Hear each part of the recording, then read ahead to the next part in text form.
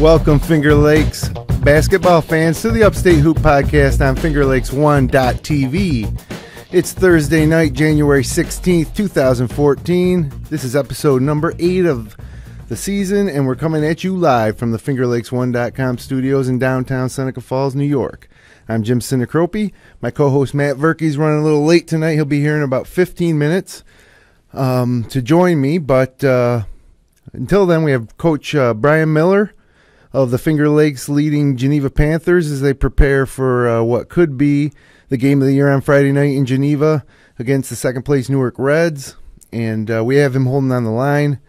We're going to talk all about that game and the Panthers season in a few minutes, or actually just a few moments. The Upstate Hoops Podcast is brought to you by Generations Bank. Generations of service for over 140 years. Visit them online at mygenbank.com. And also by Red's Place, serving great lunches daily in downtown Seneca Falls. Come down and watch all the big games on one of their 10 flat-screen TVs. Check them out online at men'shalloffame.com. And Seneca Meadows Landfill, responsible waste management for the next generation. See how they do it by watching their videos at senecameadows.com. All right, as I mentioned, head coach of the Geneva Panthers varsity boys basketball team, Brian Miller, calling in tonight. Coach, how you doing? Very good, Jim. Thanks for having me on again. Congratulations on the stellar season so far, and of course, big game tomorrow night against the second-place Newark Reds. Is that tomorrow? Tomorrow night. Yeah. Okay. Yeah. Well, yeah. We so far. I mean, we've been playing well in different spurts this year. So with just the one loss so far, but we've had some tight ones within the league with Newark the first time around, and also when Wayne visited us, we had a 5 or 6 point game there too. So guys are definitely looking forward. We just got done practicing actually, and had a great practice. Actually, I don't know if that's good or bad, because I've coached some teams in the past that I thought were really well prepared and had good practices leading into a big game, and then came out and stunk the night of the game. So we'll find out tomorrow night. Yeah, well, we had Newark. We had you guys when you came to Newark, so on Finger Lakes One Sports, we webcast that game, got a good look at that game. We also had Newark against Penn Yan, and then at Waterloo on Friday and Monday or Tuesday night of this week. And just by watching them, I can see a difference. I can see how they've improved in this past month since you guys first faced. They're a little more active. The defense is a lot more better, and it's really an intense 90-foot experience. What are you doing to prepare your guards and the rest of the guys to prepare for the pressure? Yeah, we know that's their bread and butter. They like to get up and pressure full court. They did some of that against us the first time, and I agree with you, Jim. I think they definitely have improved. Since we played them over a month ago. So what we do is we try and simulate some different things. Like we'll work on our press offense against sometimes against 6 or even 7 guys I put on defense, just to kind of simulate their length and their activity defensively, and just to get our guys for a feel. It seems like every time you turn around, there'll be a defender right there, in your way, or guys looking to deflect passes. So that's one way we do. And I think the key against their pressure I found in my third season here and playing against past Newark teams is that against their pressure you really need to attack it and try and score.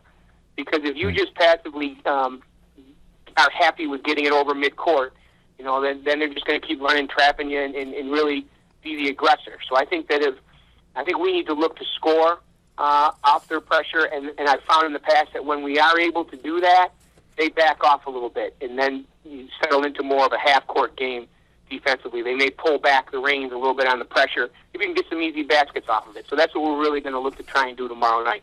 It's easier said than done because they have some great athletes, and Coach Gavrilla does a great job with those guys, but that's going to be our game plan anyway, trying to take their pressure and their aggressiveness and turn it into an advantage for us.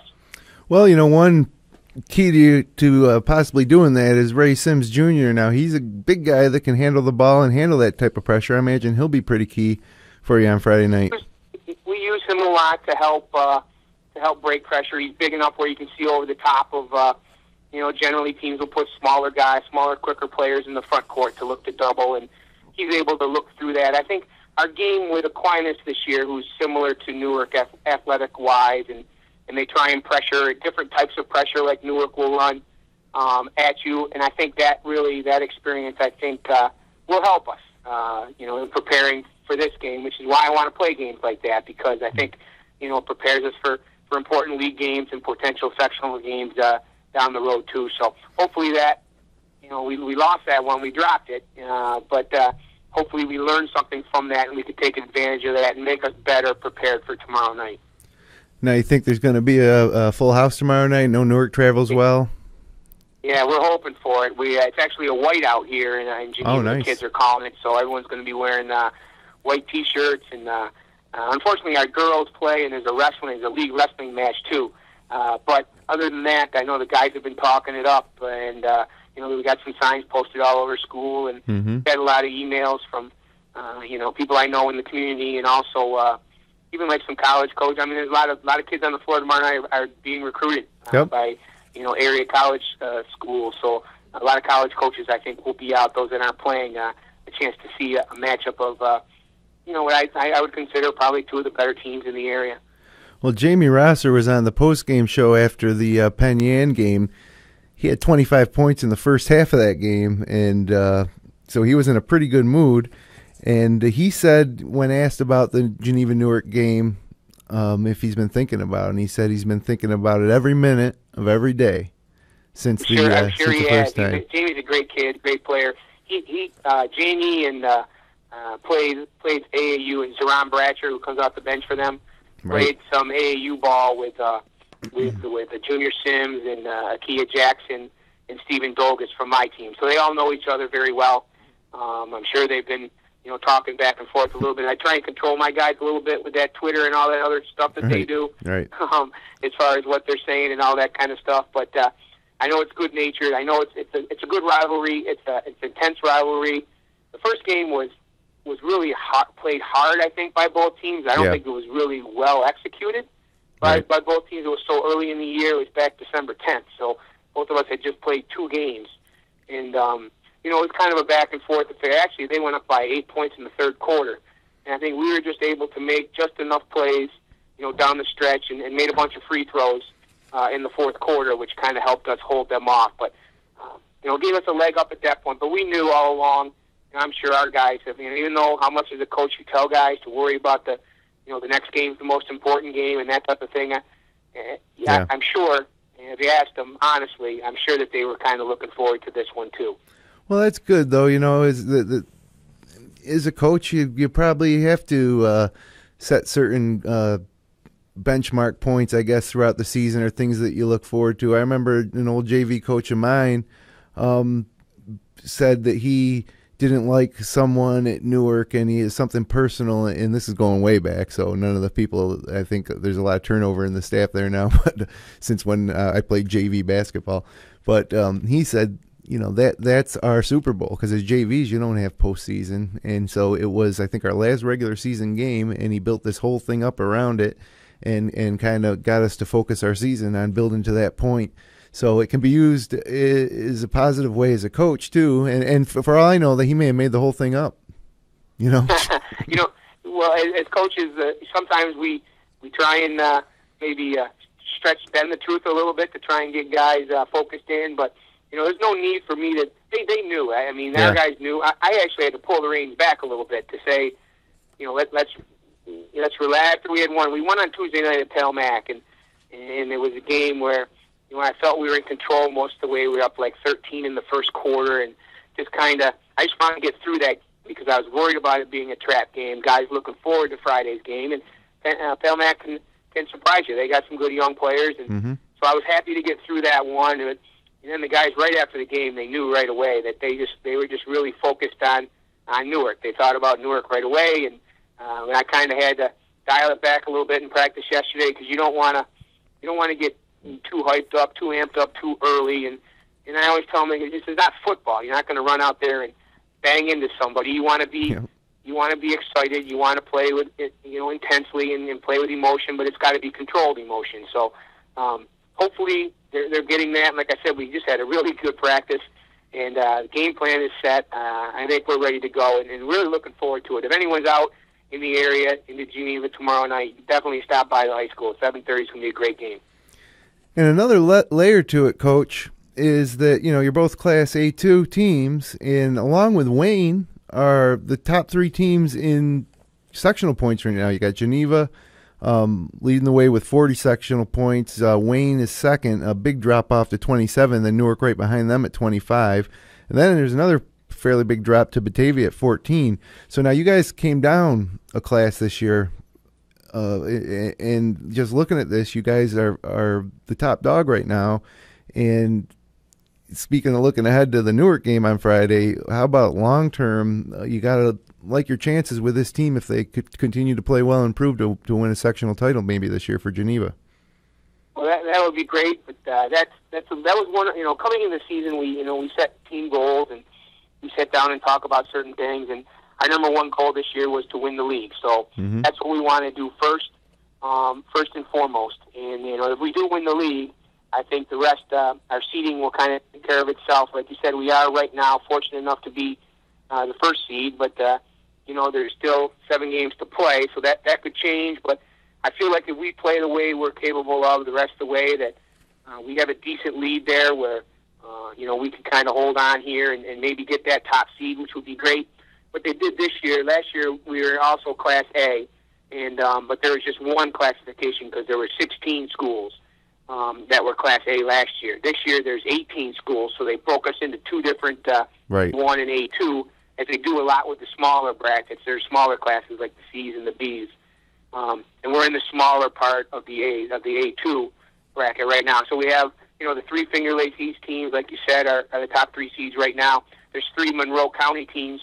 Batavia, who won B's last year and went to Glen Falls, it has a real solid team. I've seen them. Huntington Falls, Lima, pretty good team, and then Greece Olympia, who's seeded 7th right now. They're only 3-8, but they have one of the most explosive players in all of Section 5. A kid named Keon Dunbar at 49 last night. Actually, he nice. So they're really dangerous. And then there's 3 city schools in our bracket. So with Monroe, Soda, and also Northeast Northwest Prep, who's a very solid team. So it's kind of neat how there's 3 Finger Lakes East, 3 Monroe County teams, and 3 city teams that'll be battling out for that A2 title. And we just want to take it one game at a time. We're so focused on Newark right now.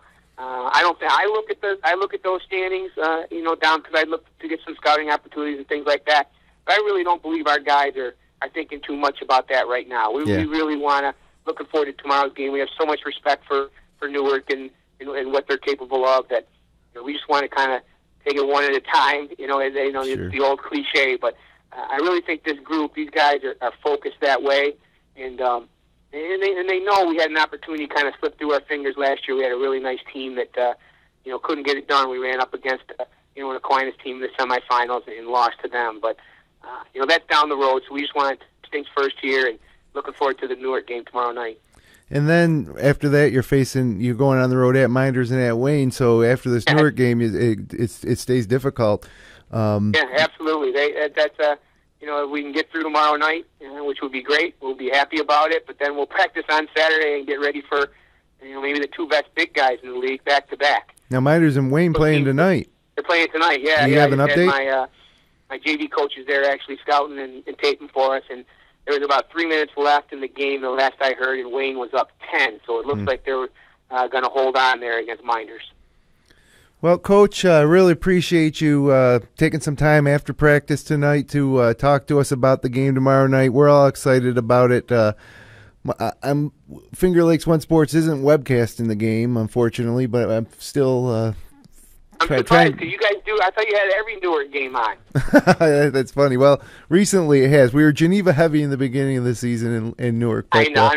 I'm just kidding you. But next year we're coming up to Geneva at least once or twice, and it is too bad that we're not doing that game tonight because I'm really excited to see how it plays out. So, Coach, thanks again, and good luck tomorrow night and the rest of the way. Thanks, Jim. Appreciate it. All right, that was head coach Brian Miller of the Geneva Panthers, first place in the Finger Lakes East, first place in the Class A2 sectional standings. And we're going to step aside for 60 seconds. When we come back, we're going to take a look at all the action across all the leagues. We're going to look at our players of the week. Verk's going to join us here in studio, and we'll be back in 60 seconds.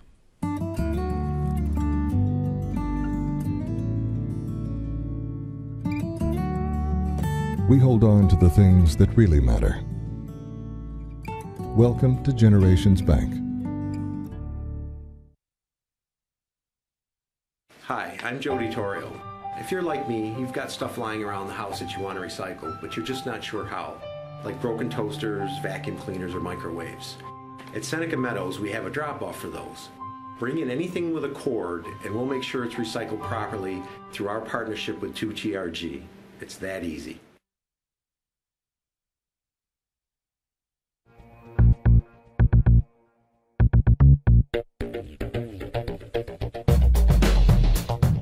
And welcome back to the Upstate Hoops Podcast on FingerLakes1.tv.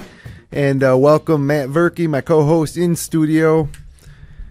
What's going on, Jimmy? We timed it just right. Had not Brian Miller and I had a great chat about tomorrow night's Newark Geneva game. What's your take on that game? Boy, I like Geneva's size. I think they're gonna be able to exploit Newark a little bit inside. It should be a great matchup. A lot of obviously a lot of great athletes will be on the floor. It's going to be a battle. It's going to be both teams are very good defensively, and I just think Newark's inside guys will be the difference, or Geneva's inside guys will be the difference tomorrow night. Well, there was a lot of action in the Finger Lakes East, West, and Wayne County leagues this week. I'm going back to Friday night. It was Geneva over Mid Lakes, 72-44. Ray Sims Jr. 20 points and 6 assists in that one. Minders topped Waterloo 64-51, thanks to 17 from Jason Anderson and 17 from Luke Ruddy. Wayne beat Palmac 53-41. And Verk, I don't know if you heard, but Wayne looks like they're going to hold on against Minders. They were up 10 with about 3 minutes left. Yeah, actually, I got a final on that one. Let me see. I was getting some text messages. 66-60 Wayne. So, tough battle for Minders there going up to Wayne. Obviously, a long trip and a bigger school. And it seems like, Minders played okay. And it looks like they're getting better. Yeah, I think so. The fact that, I was pretty impressed with Newark, and Minders hung around with Newark most of that game. So, I think they're making strides.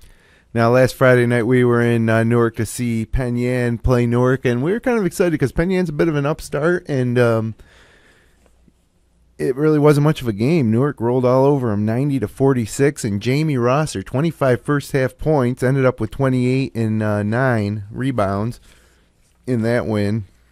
And then moving ahead to Tuesday night, Geneva beat Palmac 62-48, and the game Coach Miller was talking about, Trevor Wager had 22 points and 8 rebounds, and Sims had 19 in that one, and Akia Jackson had 14. Minders beat Mid-Lakes on Tuesday night, 77-66.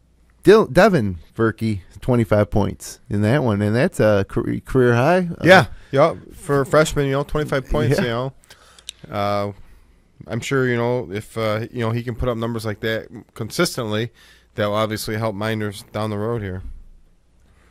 Then you got Luke Ruddy with 17 in that one, Liam Carraher with 13, Mason Jones 29 points. So in that game on Tuesday night in Mid-Lakes, it was Verke with 25 and Jones with 29. That's two guys combining for 54. Not bad. Wayne took on Penn Yan, and as I mentioned, Penn Yan being a bit of an upstart, they gave Wayne quite a game, 56-53, three-point win for the Eagles. Mike Hollenbeck had 18 points, 7 blocks, and 11 rebounds, almost a triple-double there. George West had 14 for Penn Yan. Jacob Covert had 13, and Bradley Voigt had 11. And then another game that we were at, Verk, you called it, with the Web Dog on Tuesday night. Newark 80, Waterloo 46. A balanced effort for Newark. But I'll tell you something about those two Newark games that we did in this past week. Micah Wright, two-handed dunks.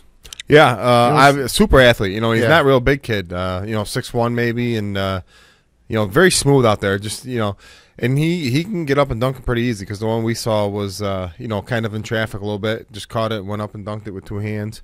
And like I said, I was impressed with Newark. Another thing I with Newark that kind of stood out to me is they're pretty deep. They bring some kids off the bench that can really play. Yeah, their second team. Logans and I forget the other kids. Bratcher. Yeah, I mean they they got some athletes coming off the bench, so I don't think foul trouble is as big an issue for them as maybe some of the other teams at Geneva or some of these other teams in the league. And we talked about Newark a lot tonight already, and talking about with Brian Miller, nobody mentioned Tyler Collins, the point guard, who might be one of the most underrated players in the league. Yeah, I agree. I've known his father for a long time. His father coaches the Geneva girls, and I talked to him after the game, and it sounds like Tyler's a hard worker. He's a three-sport athlete, and I was, I kind of mentioned to you at the webcast the other night how impressed I was with him, and just his demeanor, kind of like the Tyler Ennis of the Finger Lakes East. He just doesn't really look to score much. Made some great passes, knocked down some threes, gets to the basket. He does all the little things that you need to do to be successful. Well, let's move over to the FL West. On Friday night, it was Marcus Whitman, 79, Red Jacket, 53, Luke Shively, 27 points. I think that we say it Shively. We've been saying Shively, but either way, he scores a lot of points. He had 27 against Red Jacket. It's funny, on the way home tonight from Marcellus, I was listening to the Jim Boeheim show, and all of a sudden, it cut off, and all of a sudden it was Marcus Whitman and somebody playing. Yeah, Ted Baker on the call, Naples. Yeah, they mentioned that Whitman's won 8 in a row, I believe, after dropping a couple early games. They've won several in a row here, so yeah, I think they're 8-2 right now. Yeah, I think they started 0-2 possibly, or 1-2, and they've run off some wins here in a row. And then you got HAC beating Romulus 72-46. For HAC, it was Galen Everett leading the way with 23, Nick Boyer with 22. For Romulus, it was Tim Mastelar, 13 points and 12 rebounds. Naples 50, South Seneca 29. Isaiah Tilley, 15 points, 5 blocks, and 6 boards. Cullen Morella had 14 for South Seneca. That drops to 2-8 after that one. Saturday night, Honeyway Bloomfield, no challenge for the first place Bombers, 66-23 they win. Alex Flattery, 15 points. Hayden Ward pulled down 7 rebounds. That moved Bloomfield to 8-2. And then they went to 9-2 on Tuesday with a win over South Seneca. So 63-25. And Alex Flattery had 10. Austin Ferguson had 11. Hayden Ward had 10. For South Seneca, Lincoln Lowe had 14. Tuesday night, Marcus Whitman, 82. Honeyway, 43. And they spread around a little bit, Whitman, in this game. Lucas Tomian had 14. Ren Grover had 13. Caleb Green had 12. And Shively had 11. Naples 56, HAC 53 on Tuesday night. And then Dundee hosting Romulus 64-14. And it was for Romulus, Shane Davis had 6 and William Petrie had 6. So that was all but 2 of Romulus's points. And for Dundee, it was David Ayers with 14. Justin Brace had 14 points, 9 rebounds, 5 assists. So, and that was the game after Dundee lost to Bloomfield. So I'm sure, Dundee's not messing around anymore, and they really locked them down on defense. And the Finger Lakes West still up for grabs, with Dundee having a rematch coming up in a couple weeks against Bloomfield. Yeah, it looks like Dundee's going to have a shot to I don't see anybody in the league knocking either Dundee or Bloomfield off except each other. So, kind of. It's a two-team race at this point in the West. So, the Whitman you mentioned might be the third. But yeah, I don't think they're beating Dundee or Bloomfield, though. Well, I want to talk a little bit about the Wayne County League tonight. We'll run through these scores, but the thing about Wayne County this year is that there are 6 really good teams that can beat you on any night, and that hasn't been the case the past few years. It's been more like 3. I think especially just really following it last year. Lyons and Clyde kind of breezed through the league, and before ER was always pretty good, and they were down a little bit last year, but now you got ER, Wolcott, even Red Creek's had some tight games this year. Ganonda's had some big wins, so you got to come ready to play every night in that league this year. Well, on Friday night, East Rochester beat Soda 61-43, led by Trey Miller with 20, and then Lyons, who's just come from behind, pulled out game after game this year on Friday night, beats North Rose-Wolcott in overtime, 62-59.